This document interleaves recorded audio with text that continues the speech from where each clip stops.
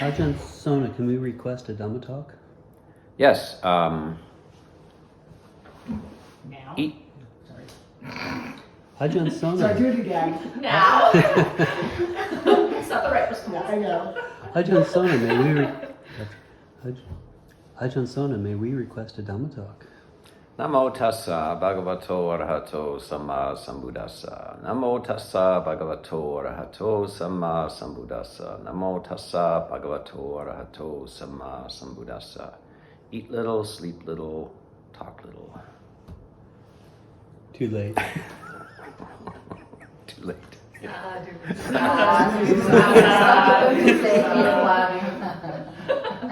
Except on holidays, when you need a little break. When you've been evacuated. So we're on a loose summer. This is the endless summer. It came to mind for Jyoti that he had seen with his parents on a ski holiday a movie called The Endless Summer, which was filmed in like 1966 or 7 or something like that. Two guys graduate from high school and they spend an entire year looking for the best surfing places all over the planet. So we could make a movie of this group of 8 people who flee a monastery and are chased from one high-end ski resort to the next as each one catches fire. And the title of it would be the fire sermon. The endless summer. My endless fire. My endless fire, yeah. Yes. Wondering at some point on our evacuation refugee status, if maybe we could have a group sit and do a meditation together. How do you feel about that? Yes, perhaps. Excellent. We'll play it by ear. Okay. We'll have a group gondola ride, I think. Group gondola I think we set. all want to. Let's go to the top when it's not raining, because it's this weekend. It seems to be a rain, but on Monday the sun's supposed to come out, so we'll go over there. And Sister Mon's never been up on one of these things, so we'll be happy to take everybody and give them a ride up the gondola and whatever. Thank you. Yes. And we were told there's beautiful wildflowers still up there. So that would be nice to see. Still Yeah, Someone this said is they the were- height of the wildflower season at the top, the highest. And now, so I use this as a simile for Upekkha quite often, the fine little flowers that are at the highest altitudes versus the lush roses the size of your head down at the coast. So that's metta, loving kindness at the coast. And the higher altitudes, the thin air, the thin, beautiful air and the tiny little flowers are Upekkha, equanimity. So these are 2 different emotional states, both very beautiful, and you get a taste for each one. And of course, you can have a nice house on the coast and one in the mountains as well. So you can whatever you need. Sometimes you need equanimity. Sometimes you need the warmth of loving kindness. So you become fluent in changing your attitudes according to your inner needs and also the needs of the situation. So when the situation calls for equanimity, which sometimes does, then you do that, and then sometimes it calls for loving kindness.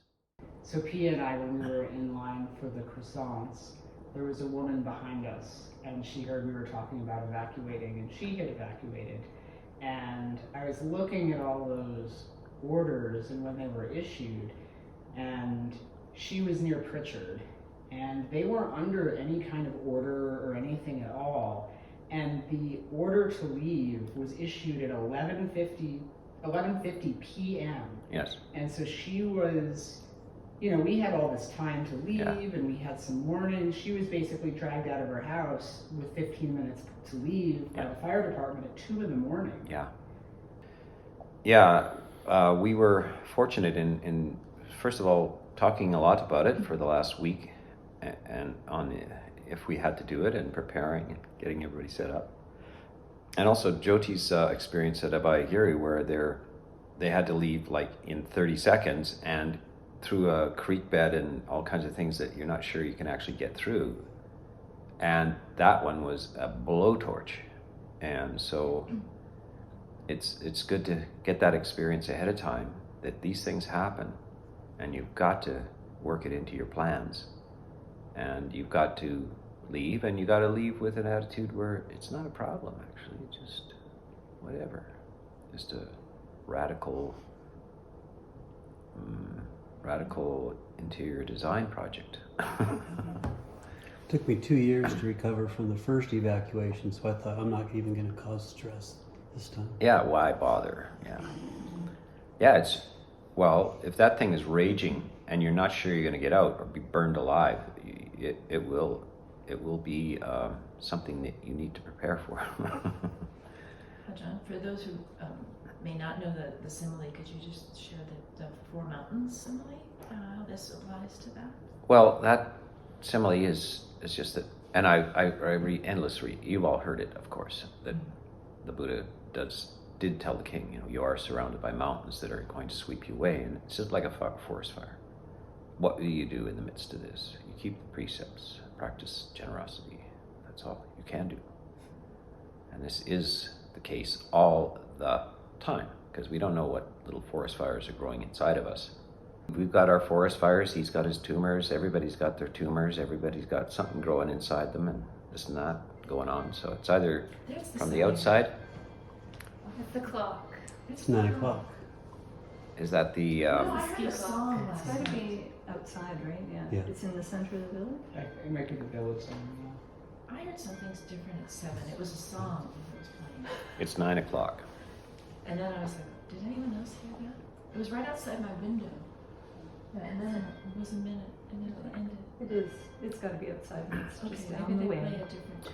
It's like living in a real European village, only techier. For whom does the bell toll? It tolls for thee. It tolls for thee. And I had asked you this yesterday about the winds and blowing, and at that time we hadn't been evacuated yet. And I was glad the winds were not coming in our direction yet. I was developing compassion for those who it was going in that direction. So all the abidings can be visited. Yeah, so we're compassionate for those who are having to flee, and you can, at the same time, you can have mudita for us who didn't have to flee at that time. And now that we're fleeing, you can have upekkha and generosity as well. Have another croissant. And perhaps a third cup of coffee. May we offer Okay. you something more? You may. If there's any more coffee. We're going to make some, but we'll make some. And there's a French press that could be... Handamayang Varakataya Sadhu Karanga Dhamma say Sadhu, Sadhu, Sadhu. Get that on film.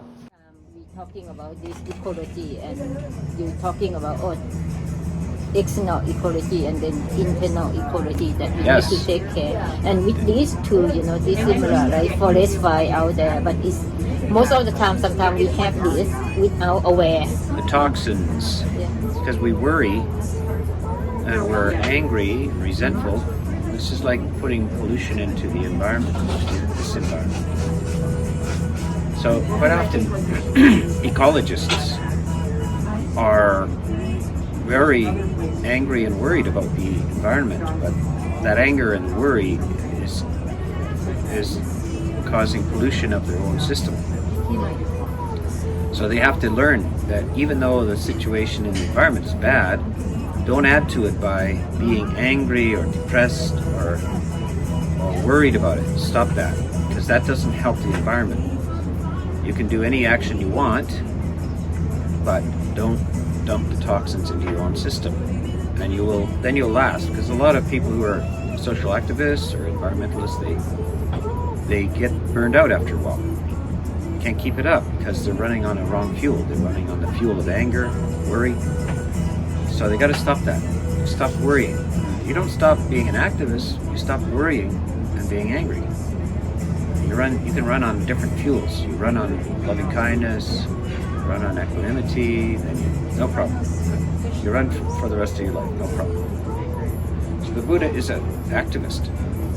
He spends his life, after he attains enlightenment, he's mostly active wandering all over India, talking to people, meeting with people, organizing things. Activist from the last half of his life. Never burns out though. But even him goes on retreat from times, sometimes up to 3 months. I don't want to see anybody but the monk who brings the bowl. So then he goes in seclusion, and if anybody asks what I'm doing, I'm watching my breath. Yeah. So yeah, activists need time to recover, but being a meditator doesn't mean you can't be active. Talk. Yeah. So we're active here. This very thing, the fact that we're videoing and then Jyoti's going to put this up, is activism. You are communicating, active communicating. Yeah. We even have a music background. You know what? I think what was playing while I was talking was they paid Paradise, put up a parking lot. I think it was Joni Mitchell. Yeah.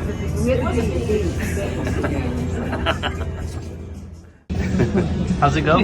Oh, wise monks say only fools rush in, so I won't go back to my same old ways.